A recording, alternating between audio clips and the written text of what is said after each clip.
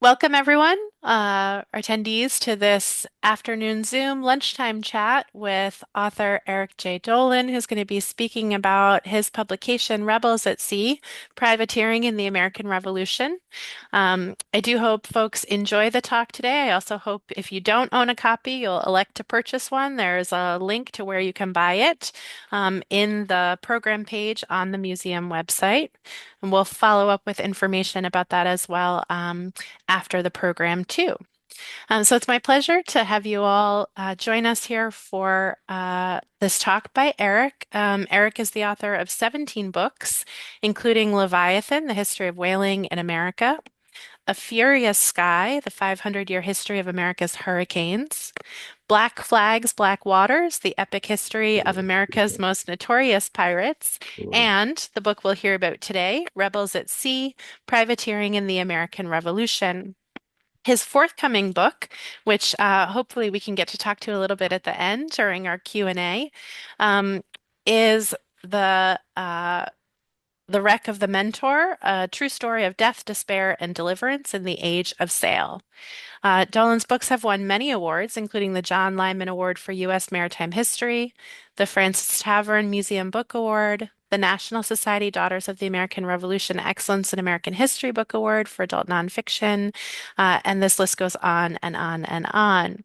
Um, Many of these books are must-reads, and I do again hope that you will find this one as well a true page turner and be inspired to read the whole thing once we enjoy this book talk.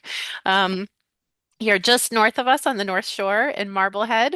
So Mhm. thank you for joining us here in New Bedford virtually Yeah. for this talk. All right, so I'm That, going to hand it over. I'm going to silence myself here and take myself okay. off you and hand it to you. Okay. Thank you very much for that introduction. I spent so much time in New Bedford over the years. I always love visiting New Bedford, going to the museums there, and including the Whaling Museum. And I remember way back when I was researching Leviathan, the history of whaling in America. One of my first stops was the library at the Whaling Museum. And I walked in and I told the librarian asked me, what do you want to research? And I said, whaling. And he said, well, what part of whaling? And I said, all of it. And he sort of laughed. But that turned out to be the case because it covers all the whaling. But anyway, thanks for coming. I appreciate it very much. It was late in the day on June 3rd of 1780 when the Salem Captain Jonathan Harridan and his privateer, the Pickering, were heading for the friendly port of Bilbao, Spain. The British privateer Achilles, however, stood in the way. Nobody would have faulted Harridan had he fled in the face of this superior foe. While the Pickering had a crew of 38 men and 16 cannons, the Achilles bristled with 130 men and 43 cannons, hardly a fair fight. But that's not how Harridan saw it. He relished the chance to confront the enemy and strike a blow for the revolutionary cause. Turning to the British prisoner who informed him of the Achilles' might, Harridan calmly said, I shan't run from her. And he didn't. As the Achilles began its advance, Harridan told his men that though the Achilles appeared to be superior to them in force, he had no doubt that they should beat her off if they were firm and steady and did not throw away their fire. Meanwhile, in Bilbao, word quickly spread that two vessels just offshore were getting ready to fight, and many people rushed to the water's edge to watch the spectacle. Booming broadsides and musket fire filled the air. One of Harridan's crew said that while shot flew around him, Harridan was as calm and steady as amidst a shower of snowflakes. The battle raged for more than 2 hours. Then Harridan ordered his men to fill the cannons with bar shot. And if you probably know, bar shot is basically a cannonball cut in half, and the two halves are attached soldered to a iron bar. So when that comes out of a cannon, it starts spinning very rapidly and can shred rigging and sails and do damage to masts and spars. And these projectiles were devastating, slashing through the Achilles' rigging and sails. Having had enough, the Achilles turned and fled with the rebel commander close behind. But the Achilles was too fast despite its injuries, and Harridan soon spun about to reclaim the Golden Eagle, a British vessel he had captured earlier and which the Achilles had taken back. All told, one of Pickering's crew had been killed. His head was sheared off by a cannonball, and 8 of them were injured. Now, I want to tell you a little bit about this plaque. This is the upper third of a plaque that's about 2 feet wide and about 4.5 feet tall. And while I was researching the book, and it's important to note that I was researching it during the beginning of COVID, the COVID lockdown. So while I was researching this book, I read about this plaque, which had been placed in Salem, Massachusetts in 1909 by the Sons of the American Revolution to honor Harridan and his privateer, the Pickering. It's said in this book that this plaque was at the intersection where the witch house is. I don't know if maybe many of you have been to Salem, where the witch house was. So I hopped on my bike, I rode over to this intersection, I walked around, I couldn't find this plaque. I did find about 3 or 4 other historical plaques, but not this one. So I went back home and I called the local historian and I said, "Hey, do you know what happened to this plaque?" And she sort of laughed and she said, "Yeah, it's down the street in a Korean barbecue restaurant." So I got back on my bike. I rode over to the Korean barbecue restaurant. I walked in. The woman was so excited because it was COVID and she had no customers. But I had to tell her, "I'm not here to buy food. I'm here to look at that plaque behind your head." There it was on the wall, this plaque. And I think that it's sort of being hidden like this is symbol is emblematic of how privateering has been treated in history, sort of shunted to the side. Whoops. During the time that during Harridan's tenure in the Massachusetts Navy and as a American privateer, he took many prizes and brought back hundreds of British cannons and at least as many prisoners. He died of tuberculosis at the age of 59 in 1803. His obituary in the Salem Gazette lauded him as one of the most able and valiant naval commanders that the war produced. The Pickering was one of nearly 2,000 American privateers, and Harridan was one of tens of thousands of privateersmen who served during the American Revolution. Privateers were armed vessels owned and outfitted by private individuals who had government permission to capture enemy ships in times of war. That permission came in the form of a letter of marque, a formal legal document that gave the bearer the right to capture those enemy vessels, bring them into port, and claim the ships and the cargoes as prizes or spoils of war. The proceeds from the auction of these prizes were in turn split between the men who fought on the privateer and the owners and their investors. Despite the contributions made by Harridan and thousands of other privateersmen, many believe that privateering was a sideshow in the war. Privateering has long been given short shrift in histories of the conflict, and not just general histories, but also maritime histories of the American Revolution. Rebels at Sea fills that void by offering a comprehensive account of privateering that demonstrates that it was critical to winning the war. American privateersmen took the maritime fight to the British and made them bleed. Oh, this was supposed to be on this one. And made them bleed in countless daring actions against British merchant ships and not a few warships. Privateers caused British maritime insurance rates to precipitously rise, diverted critical British resources and naval assets to protecting their vessels and to attacking privateers, added to British weariness over this war that seemed to never end, and played a starring role in bringing France into the war on the side of the United States, a key turning point in the conflict. On the domestic front, privateering brought much needed goods and military supplies into the new nation, provided cash infusions for the war effort, boosted coastal economies through the building, outfitting, and manning of privateers, and bolstered Americans' confidence that they might actually be able to win this quixotic war against the most powerful force of the day. Thousands of books have approached the American Revolution from every possible angle, and there have been countless biographies of the many leading individuals who played critical roles in the conflict. Rebels at Sea places privateersmen, most of whom were not famous or even well-known individuals, at the very center of the war effort. It demonstrates when the United States was only a tenuous idea, they stepped forward and risked their lives to making it a reality.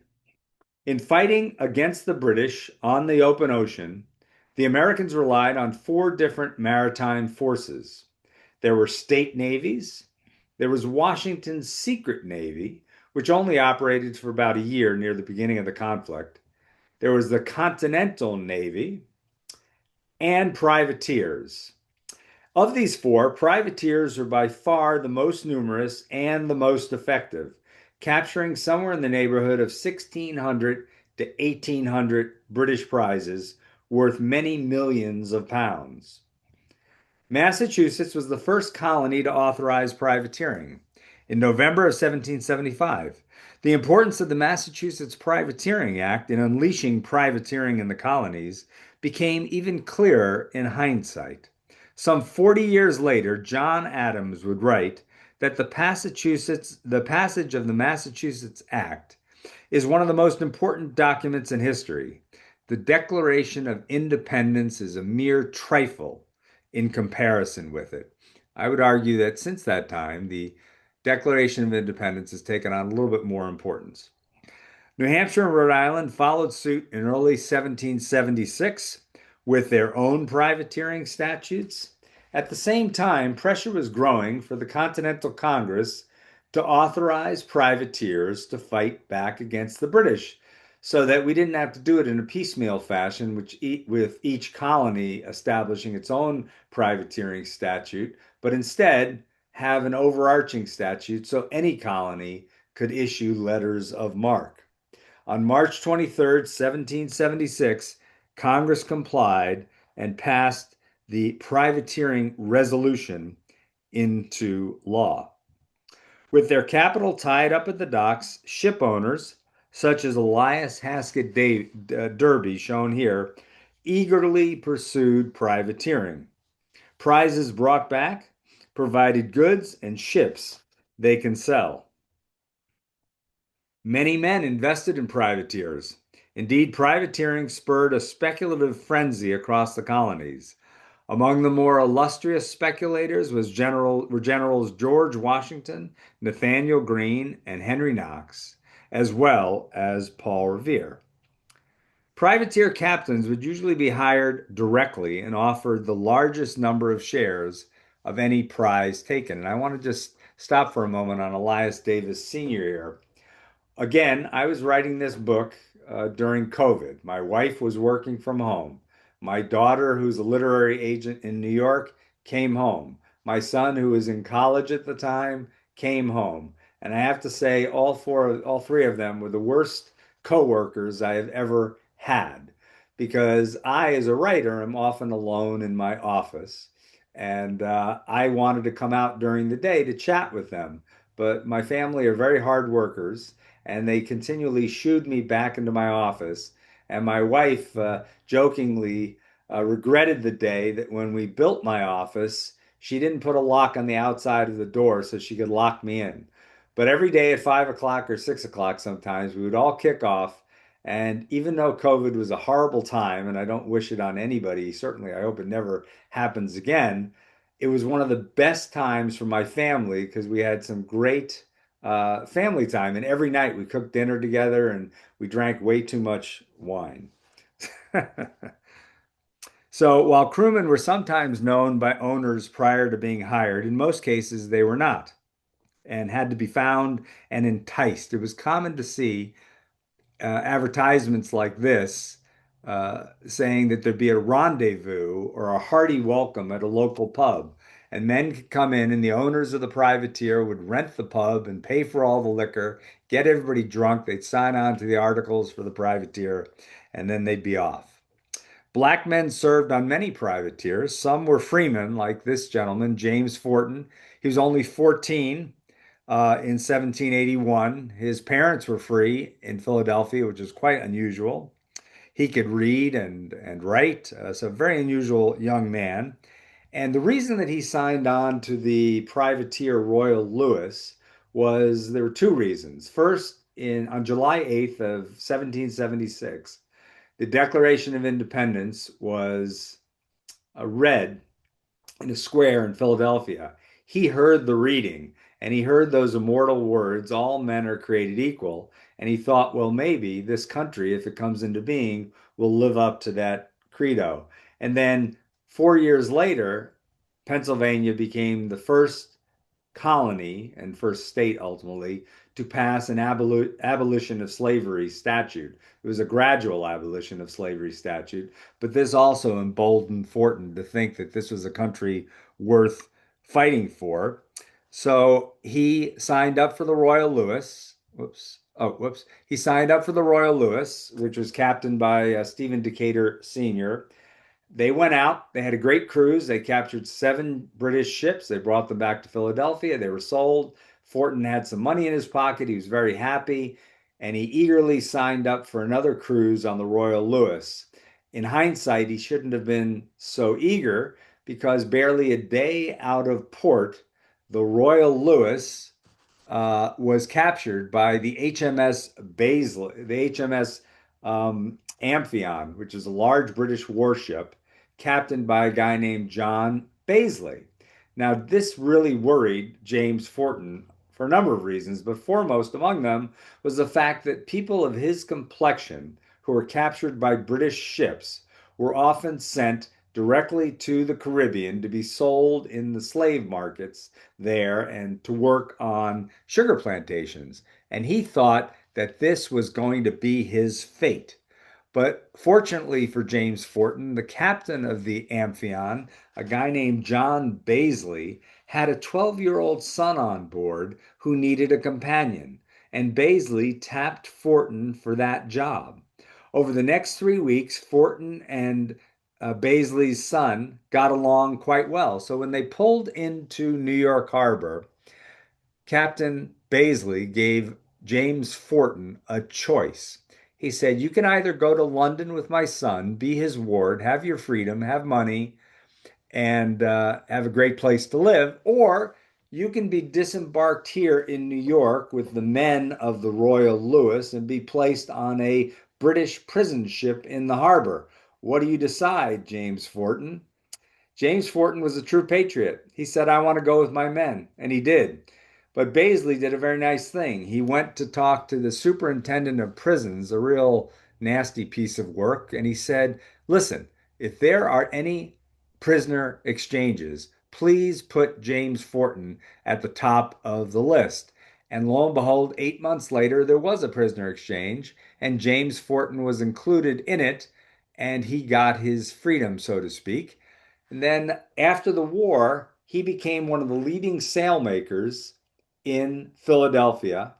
And when he died in 1842, his estate was valued at $70,000, which is about $4 million today.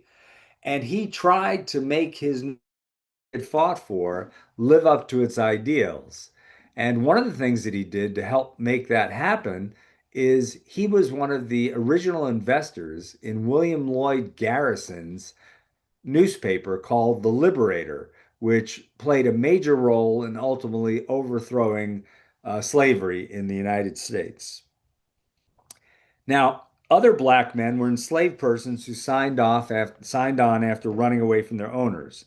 Many owners also rented out their enslaved individuals to privateers as a money-making scheme.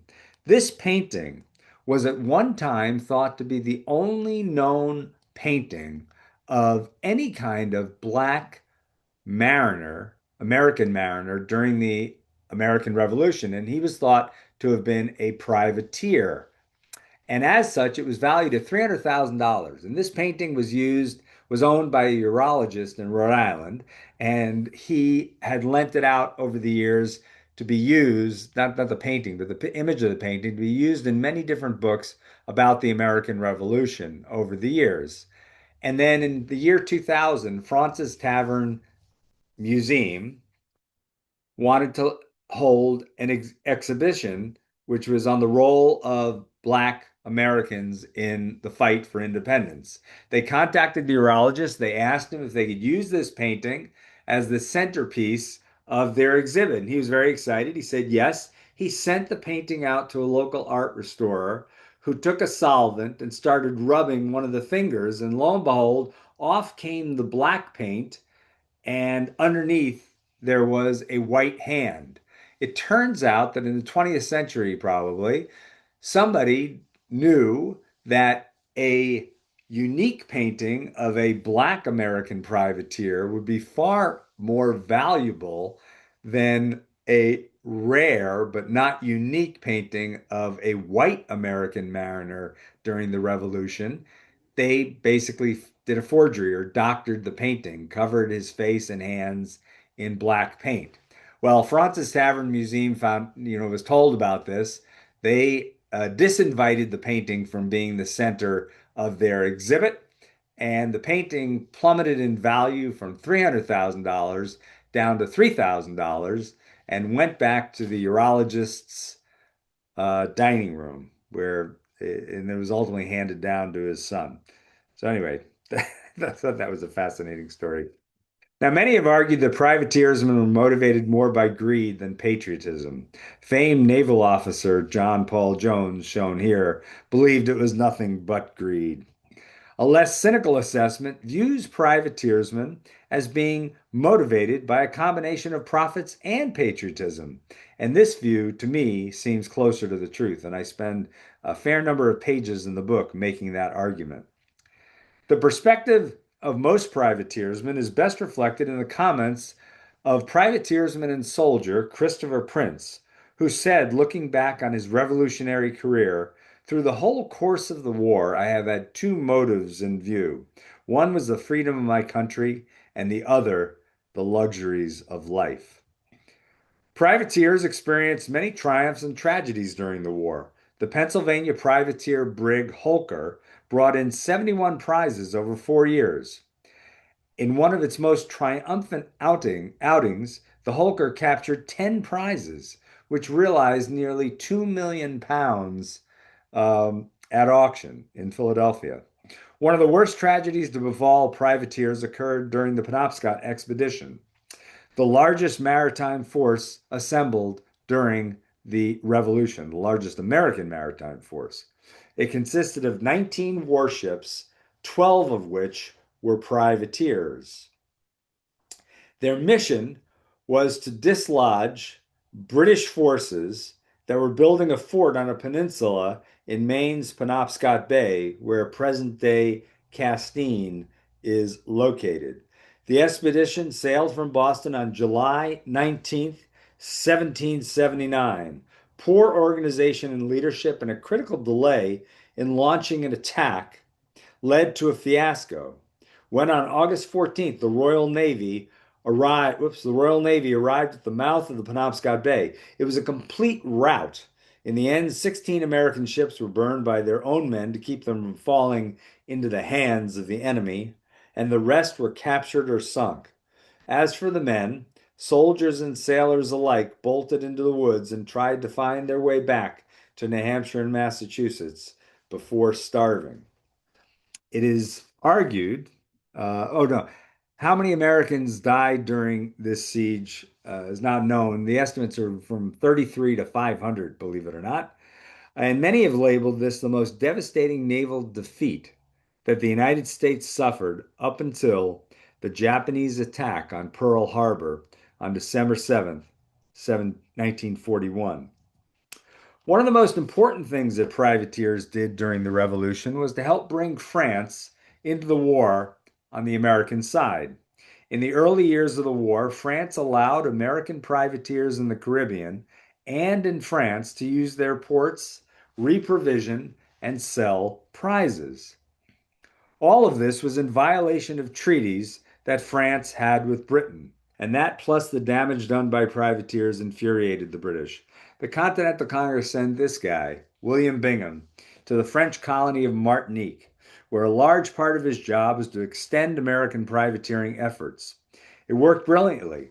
In 1778, it was estimated that American privateers had captured roughly 250 British ships trading with the West Indies since the war began, and the volume of British trade to that region had fallen by 66%. And that's especially important when you consider that income from Britain's sugar plantations in the Caribbean was its number one source of external funding.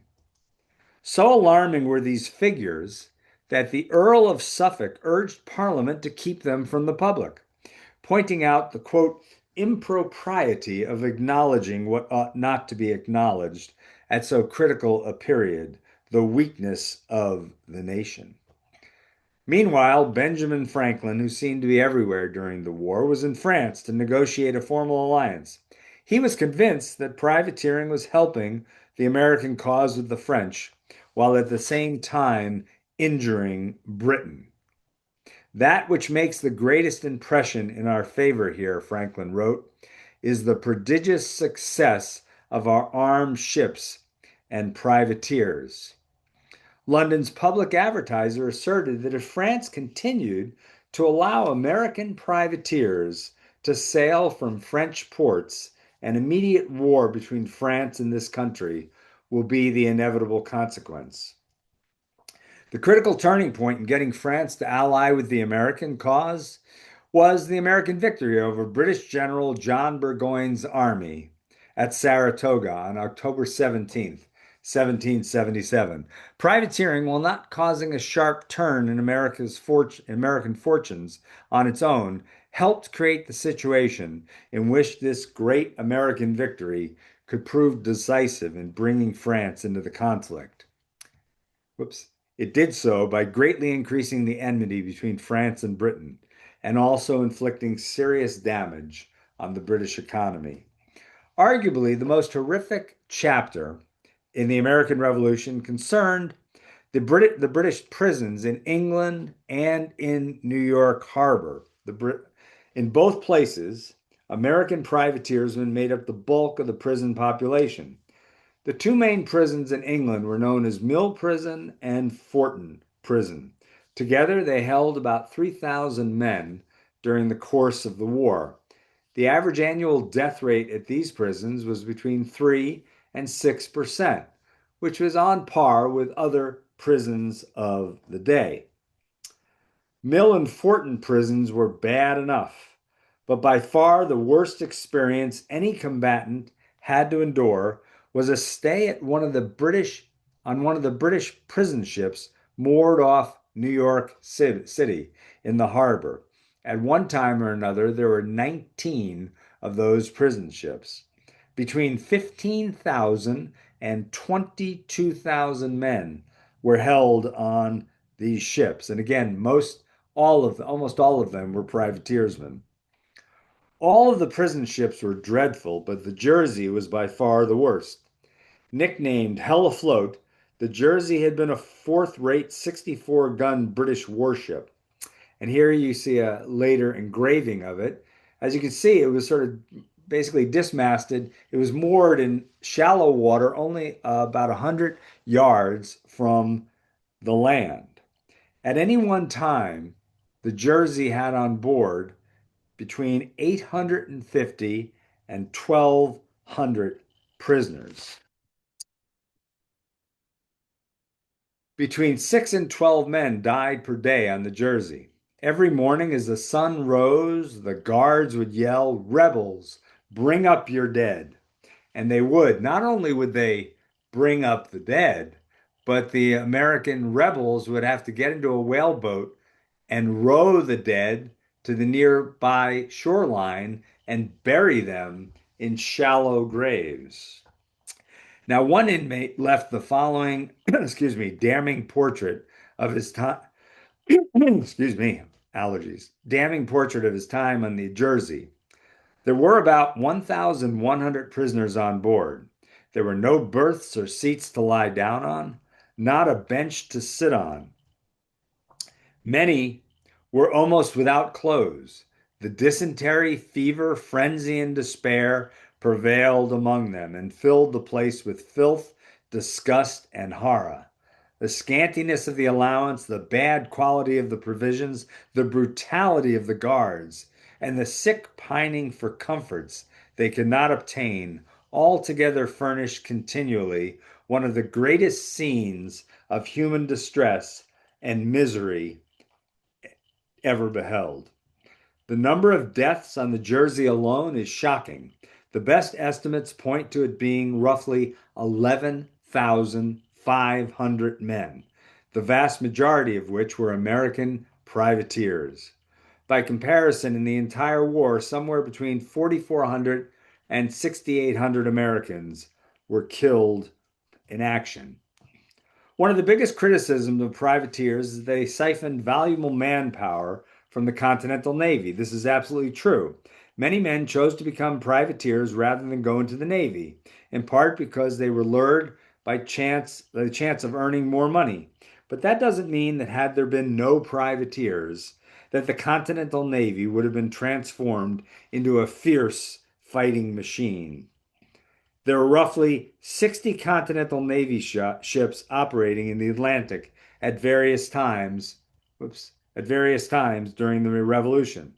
Many had been built as warships, while others were converted merchantmen or captured vessels that were put into service. Whoops. Building and assembling a navy from scratch would have overwhelmed a smoothly running government. For the relatively inexperienced, poorly staffed, and financially strapped Continental Congress, it was almost an insurmountable challenge. The Continental Navy's record in battle is not an enviable one. 28 vessels were captured or destroyed, and many others were lost at sea, sold, returned to France, or burned to keep them from being taken by the enemy. At war's end, just a few Navy ships were left. There were, however, some bright spots for the American Navy. Raids on Caribbean munition depots brought back much needed gunpowder. Navy ships did an excellent job of ferrying diplomats across the ocean and up and down the coast, and they captured roughly 200 prizes. Nevertheless, in July of 1780, John Adams, who was a big fan of the Navy and privateers, reflected on the fortunes of the Continental Navy, writing, "In looking over the long list of vessels belonging to the United States taken and destroyed, and recollecting the whole history of the rise and progress of our Navy, it is very difficult to avoid tears. The American Revolution was the Navy's first hour, but not its finest. In the absence of a powerful Navy, America relied on its privateers. Under the circumstances, that was the best strategy available." On the home front, privateers contributed materially to the American economy. Privateering was a great economic boon for coastal towns and cities, keeping many businesses afloat during the war and creating new ones and new fortunes. And the money that privateersmen earned, when they did earn money, because many privateering trips ended with no success, but others did. But when the privateersmen earned money, it helped them provide for their families and thereby gave an additional jolt to local economies. Each prize auction delivered a new stream of commodities into the colonies. In August of 1779, a thankful Pennsylvanian told Congress that privateers have rendered us the most essential services and brought us many articles for public and private use, without which the war could hardly have been supported. There was one privateer, however, who was very upset about his role in contributing to the local economy. He returned home from a cruise in February of 1779, only to discover that his hard earned savings had been depleted by his wife. He took out an ad in the local newspaper. Whereas Elizabeth, the wife of me, the subscriber, has run me in debt while I was at sea, wasting my substance by riotous living. And as I am in danger of being further run in debt by the said Elizabeth, this is to warn all persons harboring or trusting her on my account for the future, as I will not pay 1 farthing from this date. Whether the marriage lasted is unknown. The formal end of the war came on September 3rd of 1783 when the Treaty of Paris was signed. Surviving privateers that had been merchantmen before the war now reverted to form, while those vessels built for privateering were refitted as merchantmen. These ships now played their part in transporting America's wares to distant ports, proudly flying the new nation's flag. The men who owned and financed privateers, as well as those who had chosen to fight for their country on the decks of these vessels, looked back on their accomplishments with pride and wondered, as did all Americans, what the future would bring for themselves and their new country. That's all I have to say about the rebels at sea, but I would be remiss if I didn't show the cover of my new book, which is coming out on June 2nd of this year. It's a fascinating story about a New Bedford whale ship, the Mentor, that sailed into the Pacific Ocean and unfortunately wrecked on the islands of Palau, the archipelago of Palau. And that starts a 4 to 5 year saga in which there are collisions of East and West, different cultures, different sensibilities, understandings. There's a desperate open boat voyage that ends in another failure. There's starvation. There's enslavement to some extent. There's also understanding between Americans and natives under certain circumstances. And then a naval rescue mission sent by President Andrew Jackson. It is just a fascinating story, I think, of course. It was fun to write, and I think you'll enjoy reading it. And as I said, there's that New Bedford connection. And I am going to put a shameless plug here because the book comes out on June 2nd. And the way publishing is going now is there's more and more emphasis on pre-orders of books. So I would encourage any of you that think you might want to read this book, or any of you have enjoyed other books of mine, please pre-order this book. You'll get the lowest price available on the day of publication. But pre-orders do help. Uh, they encourage my publisher. They help with the print run. They're just really great. And I do this as a full-time job. I'm a writer. So unless my books sell, I won't continue writing books. So that's enough of the pitch. Thanks for listening to me. I will say that we had technical difficulties today, and I wasn't able to see my notes on the screen. When I do, the slide, going from one slide to another is much smoother than it was today, but I think you got the gist of So it. I would invite our audience to go ahead and put questions into the chat. We've got one that's already come in from Mark Strauss, so I'll tee up that question first for you if you're ready, Eric. Oh, yeah, sure, So absolutely. Mark asks, what techniques or armaments most aided privateer success? Well, the real truth is, just like pirates, I wrote a book called Black Flags, Blue Waters about pirates, and that's actually part of what got me interested in privateering, because people often say privateers are just licensed pirates, and in the American Revolution they weren't, and I make that argument in the book. But the pirates, believe it or not, hardly they didn't have to attack very often. Basically, they're Jolly Roger and Flag and the numerous men on board the ship and the threat of being attacked and the fact that merchant vessels also often were understaffed and underarmed. Most pirates were able to capture their ships without firing a single shot. And most privateers were also able to capture the ships, the merchant ships that were their main target, without firing a single shot, because privateers, a merchant ship, a British merchant ship might be a 60-foot merchant ship, I don't know, a brigantine or a sloop or whatever it is, and there might be 12 people on board and they might have one cannon. They're merchant ships. They're going from port to port. They're not out to fight. The privateer, in contrast, would a 60-foot privateering vessel could have 100 men on board, and they all have guns, and they have, cutlasses, and there are extra uh, ports knocked out of the side of the in the bulwark of the ship, and there could be 6 cannons. Now they may only be 4 pound, 6 pound, maybe 8 pound cannon. That would be unusual. But they had cannons, they had swivel guns, and they looked very threatening. And they would come up to the merchant ship. And once they got close enough to figure out that it was a merchant ship and that it was a British merchant ship, which was a valid prize, the merchant ship would most likely surrender. But there were a number of very fierce battles, and I detail some of them in the book, where quite a few people got killed, like Jonathan Harridan's man getting his head sheared off with a cannonball. So there's this one battle I talk about in the book, and the name of the ships escape me at the moment. That's the problem when you write 17 books and you get as old as I am. You forget a lot of details.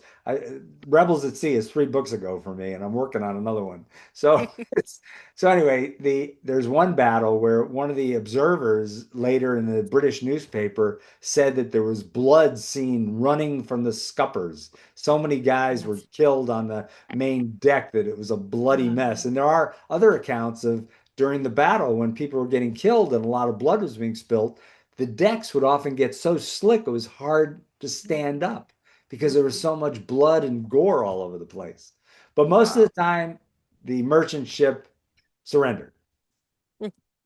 Wonderful. Good.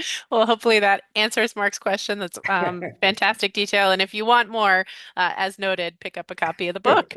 A fan here, Ann Stewart, asks, how can we find out where you are talking in Massachusetts?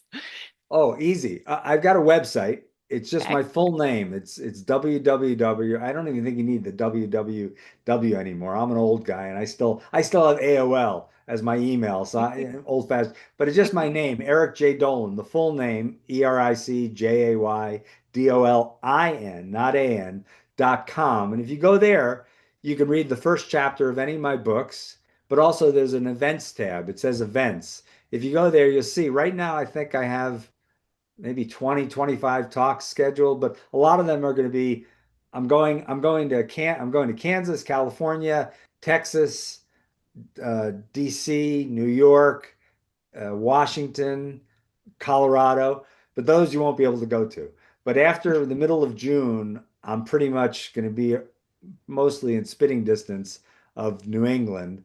And I'm still signing up new talks. I think there'll be more that'll be added. And I have a feeling that what's going to happen, what usually happens, is when the book comes out, especially if it gets widely reviewed, which I think it will be, and it starts to sell well, then other places that will reach out and I'll have additional talks in the fall. So just go to my website. There you can read the introduction to this book, The Wreck of the Mentor. You can read the introduction to Rebels at Sea, and you can see what awards it's won, and decide if you want to get a copy. And there's Okay. also a page that has some photos, so you can see some photos of me. You can see some photos of me when I didn't have as much gray hair when I was younger. So And for folks that, if you can access the chat, you can see I dropped in that website and also the link where you can purchase directly the copy of the book as well. Um, so we've got lovely. This is luxury. About 14 more minutes. Again, okay, for folks in attendance here, if you want to drop a question in the chat, I've got a couple questions that I'll turn to you okay, now. They're okay. hopefully some big softball questions, but questions I like to ask authors.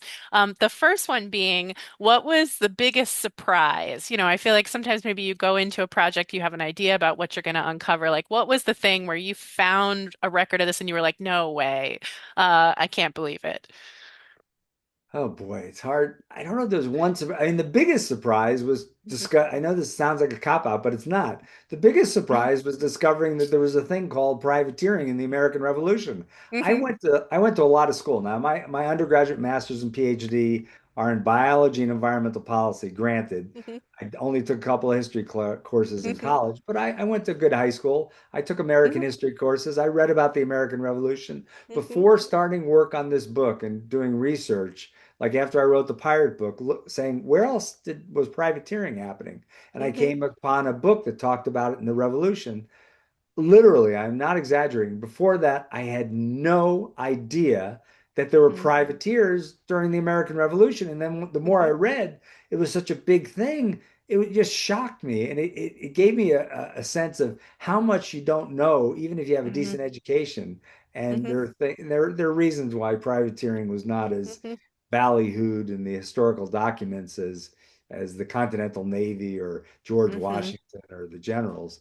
But so mhm, that was the biggest surprise. Other surprises, uh, I don't know if there was a single thing that I found that was surprising. A pleasant surprise was I live in Marblehead here.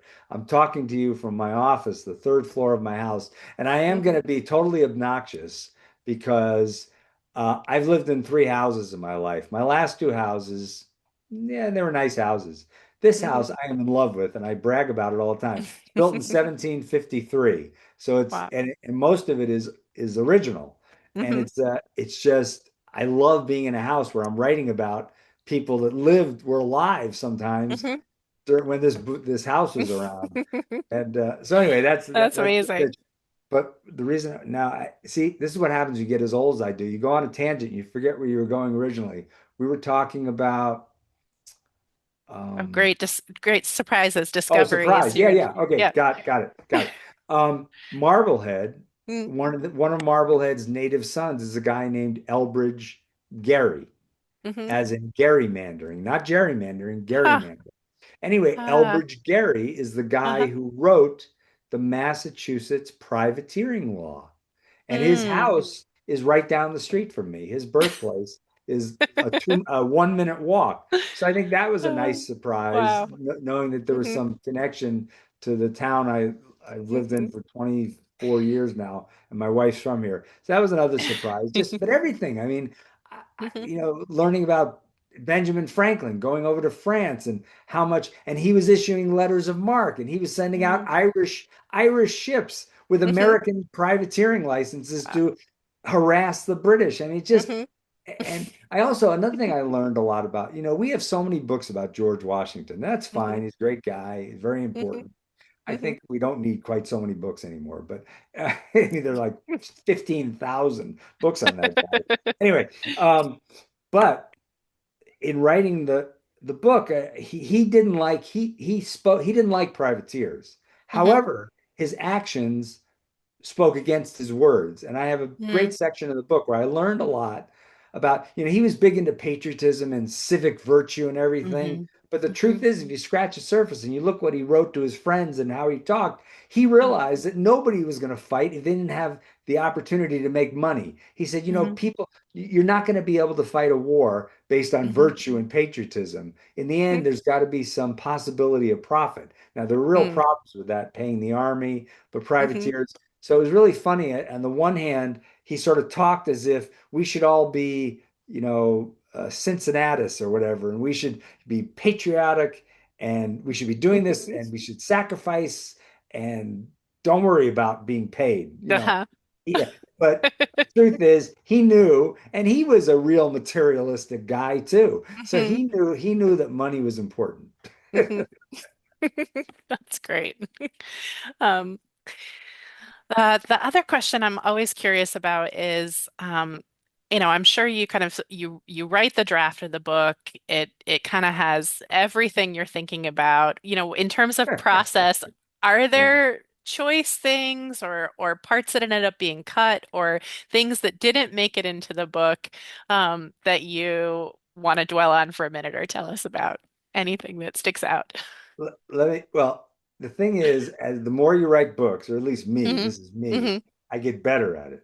And hmm I sort of know what I want to include. So if Okay. you're asking that question 20, almost 20 years ago, 18 Yeah. years ago, when I wrote Leviathan, which some of your hmm viewers, people in New Yes. Bedford are pretty Yeah. familiar with my book. Yeah. So when I wrote Leviathan, hmm my draft was 175,000 words. My editor said, "This is great. You need to cut it down to 135." Uh-huh. So it was really quite easy, but I cut out a lot of sections. I don't remember all the Yeah. sections I cut out, but I had to cut hmm out a lot. For this book, to be honest, I don't hmm think I cut out a single section. hmm I rearranged some, hmm but when I wrote the proposal for this book, I wrote out all the chapters, hmm a couple of paragraphs on each chapter. Mm-hmm. And the ultimate book that came out tracked my proposal 100%. So I guess Wow. what I'm saying is the last couple of books, I'm getting better at not wasting my time, quote Mm. unquote, wasting my time Mm-hmm. on writing something that's not going to make it into Mm-hmm. the final the final book. So I don't Mm-hmm. really remember cutting anything that was big in here. Oh, one thing Mm-hmm. I did cut. No, I do now remember. Not I cut Nathaniel Hawthorne. Mm. Hawthorne's grandfather was a privateer during the American Revolution, and he was somewhat successful. And there was a song or a poem written about him and his ship. And I had a section on that. And my Mm. editor said, cut it. So that got cut. Poor Nathaniel Hawthorne. Or Nathaniel Another Hawthorne. a North Shore son, right? Yeah. Wonderful. Um, well, you did give us a little bit of a preview for your upcoming book. Can you Yeah. give folks in the last sort of minute or two a little more of a taste of what they can anticipate in that upcoming book?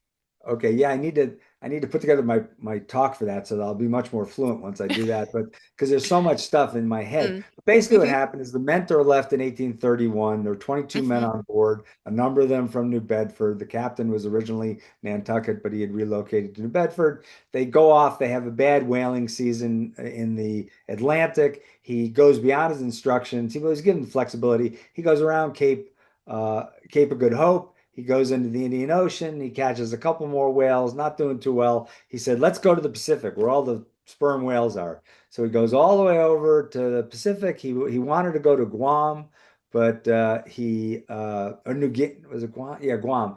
But a storm comes up. He can't see anything. He thinks he's in the open ocean with plenty of sea room, but he's not. He crashes into a small reef off of one of the islands of Palau. Uh, they're attacked by the natives. It's very violent. They escape in a very dramatic Uh, way.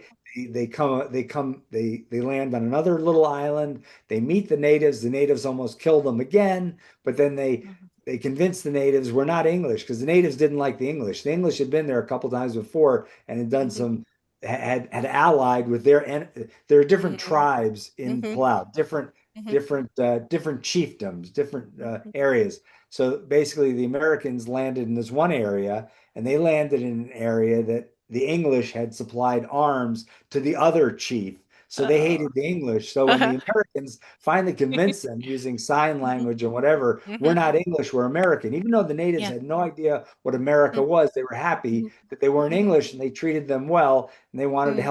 help them escape. They built a boat Oh, for them, a canoe, and blah. Anyway, they ended up trying to wow. escape. They didn't make it to the Moluccas where they were heading. They actually crashed in another part of what is Palau today, but wasn't part of Palau back then. Here, the natives are even much more primitive, and all these natives very primitive. Naked. Mhm, They're naked. They're tattooed. mhm, They have very little contact with the West. This other mhm, island they land on, they've had no contact with the West at all, except for one or mhm, two passing ships. So they're mhm. treated much worse there. They're almost killed again, and there's an escape. Wow. There's an escape. There's starvation. There's so many things I haven't mentioned. I mean, there Uh-huh, were when the Americans left the first island, they had to leave three of their men behind as wow. hostages so that Wow. they'd come back. Uh-huh. And on this other island, there's starvation. There are a couple of men are killed. It's interesting how they're killed. I suppose not Uh, interesting. That's uh-huh. wrong word. They're Yeah. killed. And then there's this naval rescue mission. Even when the naval rescue Uh, mission goes, it's kind of fraught because they have to pick up men on different islands. mhm. And anyway, it's fun. It's an Wow. interesting book and has a section on whaling that Mhm, the people who've read Leviathan will know all. It's a very short section, just a chapter. mhm.